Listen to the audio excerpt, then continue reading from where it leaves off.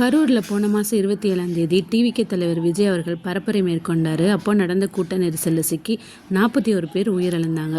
இந்த சம்பவம் தமிழ்நாட்டையே உலுக்கிடுச்சு. இதை சென்னை உயர்நீதிமன்றத்தில் வழக்காக தொடங்கப்பட்டுச்சு. அந்த வழக்கை நீதிபதி செந்தில்குமார் அவர்கள் விசாரித்து விசாரணை முடிவில் ஒரு ஐபிஎஸ் அதிகாரி அஷ்ரா கார்க் அவர்களோட தலைமையில் ஸ்பெஷல் இன்வெஸ்டிகேஷன் டீமையும் அமைக்க உத்தரவிட்டார். ஆனால் அந்த உத்தரவுக்கு எதிராக டிவிகே பிரச்சார மேலாண்மை பொதுச் செயலாளர் ஆதவ் அர்ஜுனா சார்பில் சுப்ரீம் கோர்ட்டில் ஒரு வழக்கும் தொடங்கப்பட்டுச்சு. இதனை விசாரித்த சுப்ரீம் கோர்ட் ஜட்ஜஸ் இன்னைக்கு தீர்ப்பு அறிவிக்கப்பட்ட நிலையில் கரூர் கூட்ட நெரிசல் சம்பவத்தை சிபிஐ விசாரிக்கவும் அந்த விசாரணையை கண்காணிக்க ஒரு ஓய்வு பெற்ற நீதிபதி அஜய் ரஸ்தோகி தலைமையில் ஸ்பெஷல் இன்வெஸ்டிகேஷன் டீமையும் உத்தரவிட்டிருக்காரு. இந்த தீர்ப்புக்கு பல அரசியல் கட்சி தலைவர்கள் ஆதரவு கொடுத்த நிலையில் சீமான் அவர்கள் சிபிஐ இன்வெஸ்டிகேஷனை நாங்கள் பெருசாக ஏற்றுக்கொள்ளவில்லை. இத்தனை காலத்தில் சிபிஐ விசாரணை செய்து கண்டுபிடித்த பெரிய கேஸ் ஏதாவது இருக்கா? ஆனால் இந்த சுப்ரீம் கோர்ட் தீர்ப்பானது வரவேற்கத்தக்கது.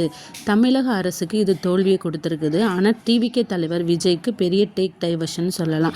மேலும் தமிழக போலீஸ்க்கு இது ஒரு அசிங்கமான ஒரு நிகழ்வுன்னு சொல்லலாம் அப்படின்னு சொல்லியிருக்கிறார். மேலும் பிஎம்கே தலைவர் அன்புமணி அவர்களும் இந்த கரூர் கூட்ட நெரிசல் உயிரிழப்பு கேஸில் இப்போ வந்த சிபிஐ விசாரணையும் மேலும் நீதிபதி கொடுத்த ஸ்பெஷல் இன்வெஸ்டிகேஷன் டீமும் சேர்ந்து பண்ணுற விசாரணையில் பல உண்மைகள் வெளிவரும் என அறிக்கையும் கொடுத்திருக்கிறாரு. மேலும் செய்தியாளர் சந்திப்பில் அண்ணாமலை அவர்கள் இந்த தீர்ப்பு எல்லாரையும் சமாதானப்படுத்தும் விதமாகவும் அதே நேரத்தில் பேலன்ஸ் ஆஃப் த ஜஸ்டிஸ் அந்த நீதி தராசு தட்டுக்கு சமமாக இருப்பதற்காக நீதிமன்றம் பல முயற்சிகள் எடுத்திருக்கிறாங்க. இவை அனைத்துமே பாராட்டத்தக்கது. ஸோ சம்பந்தப்பட்டவங்க தண்டிக்கப்பட வேண்டும், நீதி வெல்ல வேண்டும். இப்படி பல தலைவர்கள் சுப்ரீம் கோர்ட்டு தீர்ப்புக்கு ஆதரவு அளித்ததை பற்றி உங்கள் கருத்துக்களை கமெண்ட் பாக்ஸில் தெரிவிங்க.